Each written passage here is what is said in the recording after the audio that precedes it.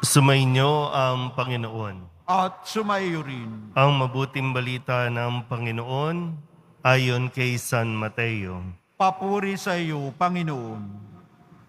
Noong panahong iyon, samantalang nagsasalita pa si Jesus, dumating ang kanyang ina at mga kapatid. Naghihintay sila sa labas at ibig siyang makausap. May nagsabi sa kanya, "Nasa labas po ang inyong ina at mga kapatid, at ibig kayong makausap." Ngunit sinabi ni Jesus, "Sino ang aking ina at sino-sino ang aking mga kapatid?" Itinuro niya ang kanyang mga alagad at sinabi, "Ito ang aking ina at mga kapatid. Sapagkat ang sinumang sumusunod sa kalooban ng aking amang nasa langit, ang siya kong ina at mga kapatid." Ang mabuting balita ng Panginoon. Pinupuri ka namin, Panginoong Hesukristo. Magsiupo muna tayong lahat. Isang magandang araw po sa inyong lahat. Kapag narinig niyo po ba itong mga pangungusap ni Jesus na sagot doon sa nagsasabing, "Naririto po ang iyong ina at mga kapatid. Naghihintay sila at ibig kanilang makausap." At ang sagot niya, "Sino ang aking ina? Sino ang aking mga kapatid?" Ibig ba sabihin, dinideny ni Jesus ang kanyang ina at mga kapatid? Dinededma ba niya si Maria at ang kanyang mga kapatid? Paano ba? Pag kayo po ba nakarinig nito, kung mas mainam po, ito ay Matthew chapter 12.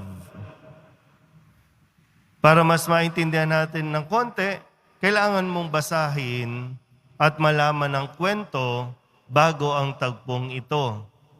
Kasi kung babasahin niyo po, mayroon doon tagpo na kung saan si Jesus ay sinabihan na prinsipe ng mga demonyo. Kaya siya nakakapagpagaling dahil kakampi siya ng demonyo. Sabi din doon, bago ang tagpong ito, mismong mga kaanak niya ang nagsasabi rin na nasisiraan na siya ng bait. Siyempre, kung ganon ang maririnig mo, kung ikaw ay kapamilya, anak mo, kapatid mo, magulang mo ang mariringgan mo ng ganon, kung talagang nagmamalasakit ka, pupuntahan mo. Susuportahan mo. Kailangan ng moral support, spiritual support. Kaya nga, siguro, ito yung dahilan, isa sa mga dahilan, bakit gusto nilang makausap si Jesus? Bakit nagpunta si Maria at ang mga kapatid, itinuturing na kapatid, para kausapin siya? Parang gusto lang kamustahin. Pero kailangan din natin maunawaan na hindi idinideny ni Jesus ang kanyang ina, kundi mas pinalalim pa ang kanilang ugnayan. Hindi lang ina si Maria kay Jesus at ang kanyang mga kapatid, hindi lang sila itinuring na pamilya dahil magkadugo, kundi yung mas malalim, sila ay isang pamilya sa pananampalataya. Na pamilya na, kasi sabi po, sino ang aking ina, sino ang aking mga kapatid? Yung sumusunod sa kalooban ng aking amang nasa langit. Hindi ba si Maria ang isang halimbawa ng nakinig at sumunod sa kagustuhan, plano ng Diyos? So mas malalim pa yung kumbaga yung pagluwal, no, iniluwal siya ni Maria, mas malalim pa dahil sa pananampalataya.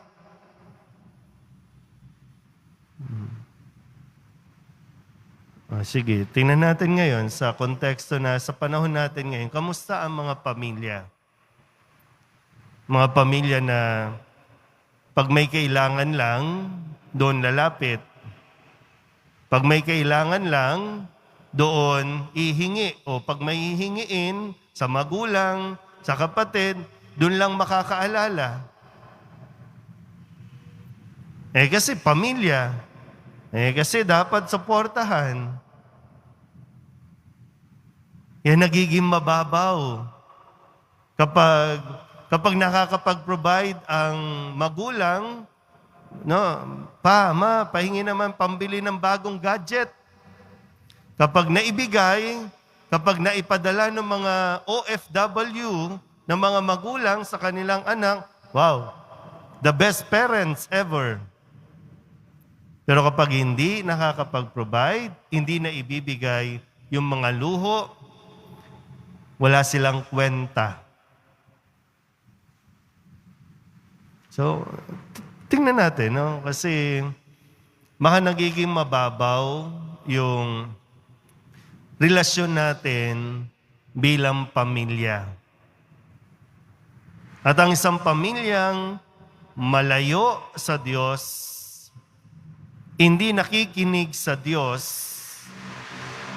mahina ang pananalig sa Diyos, magwawatak-watak talaga ito.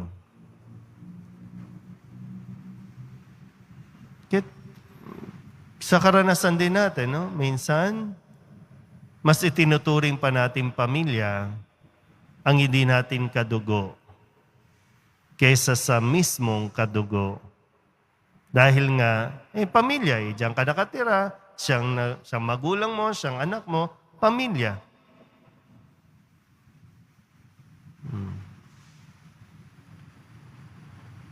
Nawa po, no, sa ating lahat, tayong lalo pang nakakapagsimba, pagnilayan natin, no, ng mabuti, ano ba nangyayari sa atin.